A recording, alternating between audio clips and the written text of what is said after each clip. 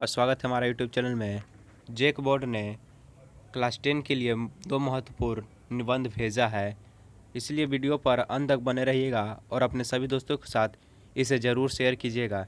चलिए देखते हैं निबंध। तो आपका पहला निबंध है, मेरा जीवन का लक्ष्य है। सेकेंड बिंदु दिया है भूमिका, मेरा लक्ष्य, लक्ष्य क्यों और तैयारी। तो चलिए देखते हैं।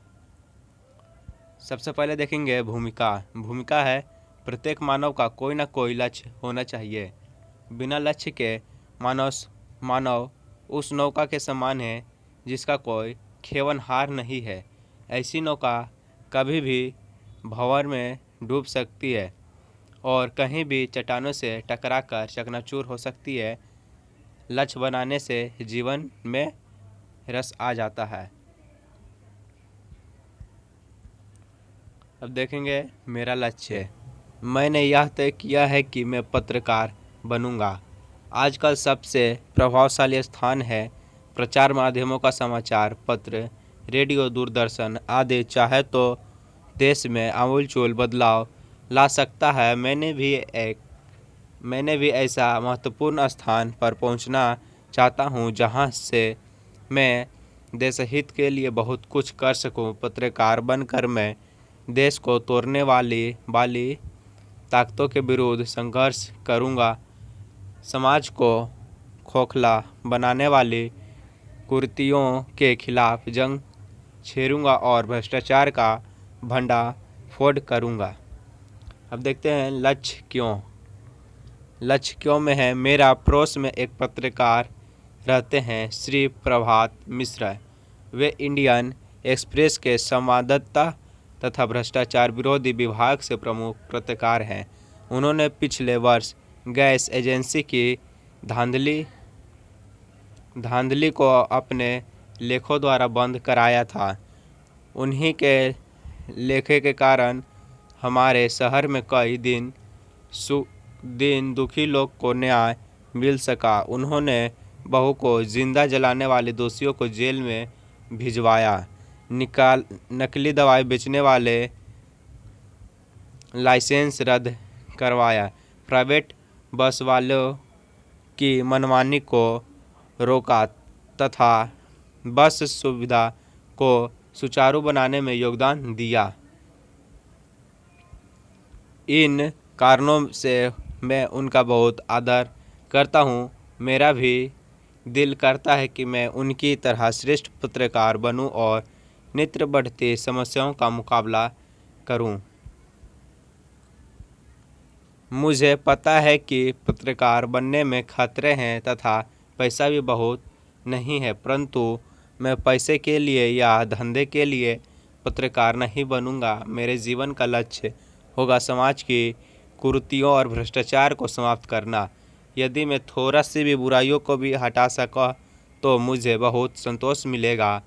मैं हर दिन दुखी को देखकर दुखी होता हूँ, हर बुराई को देखकर उसे मिटा देना चाहता हूँ। मैं स्वस्थ समाज देखना चाहता हूँ। इसके लिए पत्रकार बनकर हर दुख दर्द को मिटा देना मैं अपना धर्म समझता हूँ। अब इसका देखते हैं तैयारी में है, केवल सोचने भर से लक्ष्य नहीं मिलता। मैंने इस लक्ष्य को पाने के लिए कुछ तैयारियां भी शुरू कर दी है। मैंने दैनिक समाचार पत्र पढ़ता हूँ, रेडियो, दूरदर्शन के समाचार तथा अन्य सामाजिक विषयों को ध्यान से सुनता हूँ। मैंने हिंदी तथा अंग्रेजी भाषा का गहरा अध्ययन करने की कोशिश भी शुरू कर दी ताकि लिख सकूँ। वह दिन दूर नहीं जब मैं पत्रकार बनकर समाज की सेवा करने का सौभाग्य पा सकूँगा। अब देखते हैं दूसरा निबंध में है, पर्यावरण प्रदूषण कारण और निवारण। संकेंद्र बिंदु है, इसका भूमिका है।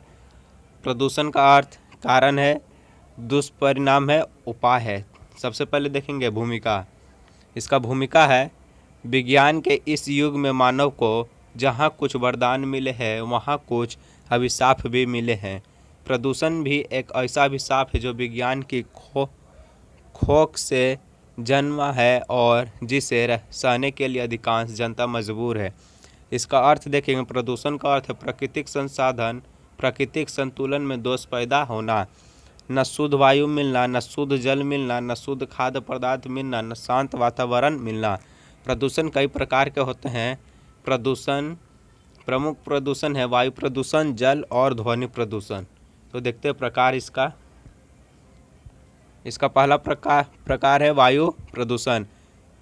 महानगरों में यह प्रदूषण अधिक फैला हुआ है।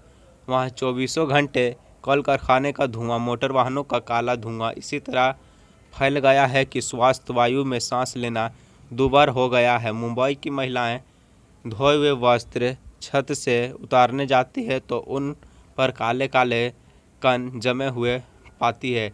ये कण सांस लेने के साथ मनुष्य के फेफड़े में चले जाते हैं और असाध्य रोगों को जन्म देते हैं। यह समस्या वहाँ अधिक होती है जहाँ सघन आबादी होती है, वृक्ष का अभाव होता है और वातावरण तंग होता है। जल प्रदूषण में देखेंगे, जल प्रदूषण कल कारखानों का दूषित जल नदियों नालों में मिलकर भयंकर जल प्रदूषण पैदा करता है। बाढ़ के समय तो कारखानों का दुर्गंधित जल सब नदी नालों में घुल मिल जाता है। इससे अनेक बीमारियां पैदा होता है। ध्वनि प्रदूषण में देखेंगे, मनुष्य को रहने के लिए शांत वातावरण चाहिए, परंतु आजकल कल कारखानों का शोर, यातायात का शोर, मोटर गाड़ियों की चिल्लापों, लाउड स्पीकर को कर्णभेदी ध्वनि ने बहरेपन और तनाव को जन्म दिया है। इसका कारण हम लोग देखेंगे, प्रदूषण के कारण में प्रदूषण को बढ़ने में कल कारखाने, वैज्ञानिक साधनों का अधिक उपयोग, फ्रिज, कूलर, वातानुकूल ऊर्जा संयंत्र आदि दोषी है। आगे है प्राकृतिक संतुलन का बिगड़ना भी मुख्य कारण है। वृक्ष को अंधाधुंध काटने से मौसम का चक्र बिगड़ा है। घनी आबादी वाले क्षेत्रों में हरियाली न होने से भी प्रदूषण बढ़ा है। दुष्परिणाम है उपयुक्त प्रदूषण के कारण मानव के स्वास्थ्य जीवन को खतरा पैदा हो गया है। खुली हवा में लंबी सांस लेने तक को तरस गया है आदमी। गंदे जल के कारण कई बीमारियां फसलों में चली जाती है जो मनुष्य के शरीर में पहुंचकर घातक बीमारी पैदा करती है। भोपाल गैस कारखानों से ऋषि गैस के कारण हजारों लोग मर गए, कितने ही अपंग हो गए। पर्यावरण प्रदूषण के कारण न समय पर वर्षा होती है, न सर्दी गर्मी का चक्र ठीक से चलता है। सूखा, बाढ़, ओला आदि प्राकृतिक प्रकोपों का कारण भी प्रदूषण है। इसका प्रदूषण रोकने का उपाय विभिन्न प्रकार के प्रदूषण से बचने के लिए हमें अधिक से अधिक वृक्ष लगाना चाहिए ताकि हरियाली अधिक हो, सड़क के किनारे घने वृक्ष हो, आबादी वाले क्षेत्र खुले हो, हवादार हो, हरियाली से ओत-प्रोत हो। कल कारखानों को आबादी से दूर रखना चाहिए और उनसे निकले प्रदूषित मल को नष्ट करने के उपाय सोचना चाहिए। इसी तरह यह वीडियो समाप्त हुआ और अपने सभी दोस्तों के साथ इसे ज़रूर शेयर करें। धन्यवाद।